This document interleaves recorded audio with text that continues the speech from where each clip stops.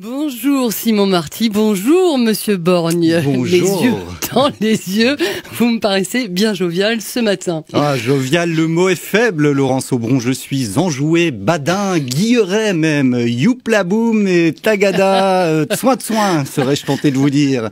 Eh oui, l'optimisme est de retour. Voyez-vous même, tous les clignotants sont au vert, comme on dit. Les prévisions de croissance européenne s'envolent à plus de 2%. Wow. Le chômage recule, la confiance des citoyens européens fait des bonds. Rien qu'en France, plus 14% d'opinion positive sur l'Union européenne, selon le dernier sondage Eurobaromètre. François Fillon fait ses adieux à la vie politique. Marseille arrache le nul à Bordeaux. On s'en fout un peu.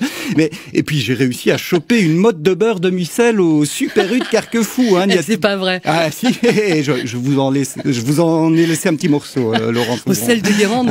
Au sel de Guérande. N'y a-t-il pas là de quoi être jovial, confiant en l'avenir de l'Europe? Je vous le demande. Oui, enfin, ça, c'était avant que l'on apprenne qu'Angela Merkel avait échoué à former un gouvernement. Ça jette un froid quand même. Mais ne soyez pas rabat-joie, Laurence Aubron, avec ou sans Angela, il y a de quoi avoir la banane. Croyez-moi, Angela. Grosse semaine européenne cette semaine. Tenez, en cherchant bien, j'ai même déniché un dossier sur lequel les 28 États membres ont trouvé un terrain d'entente d'emblée, sans forcer. C'est fort. C'est pas rien ça. Ils sont tous d'accord pour augmenter le quota annuel de rhum traditionnel des Outre-mer, bénéficiant d'une fiscalité réduite. Ça vous avait échappé, ça. J'avais pas vu. Décision prise ce mercredi à l'unanimité des 28. C'est passé comme une lettre à la poste. Aux quatre coins de l'Europe, on va donc pouvoir se bourrer la gueule à moindre frais en se gavant de mojito 100% martiniquais. Exit Bacardi et autres Havana Club, une gueule de bois, d'accord, mais une gueule de bois made in Europe, Madame Aubron. Ça vous parle, ça, non? Non? Non. Je poursuis, je crois.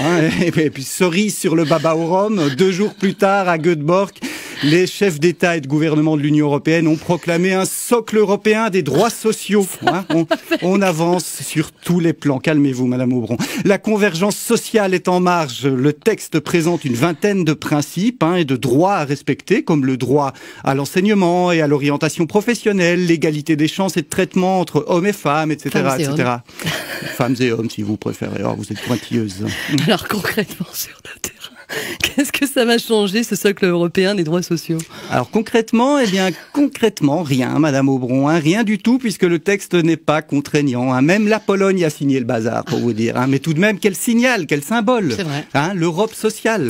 Alors comment expliquez-vous ce climat optimiste, ce regain de confiance? Le Brexit, Madame Aubron. Débarrassée du boulet britannique, l'Europe est relancée. On peut enfin avancer sur des projets qui piétinent depuis plus d'un demi-siècle. L'Europe sociale, on l'a dit.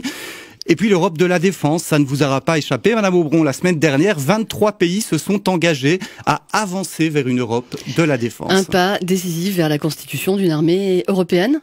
Doucement, Madame Aubron, doucement, tout de suite les grands mots, non, pas d'armée européenne, mais une CSP, une coopération structurée permanente. Je peux vous dire que ça va en calmer plus d'un aux frontières de l'Europe. Halte là où je t'envoie ma coopération structurée permanente dans la gueule. Il se dit qu'en apprenant la nouvelle, Vladimir Poutine se serait pissé dessus. Enfin bref, Madame Aubron, youplaboum et tagada, soin, voilà qui résume assez bien mon état d'esprit ce matin. Eh bien, Monsieur Borgne, votre optimisme fait plaisir à voir. En espérant que le soufflet ne retombe pas, je vous dis à lundi prochain, Monsieur Borgne. À lundi prochain, Laurence Aubron.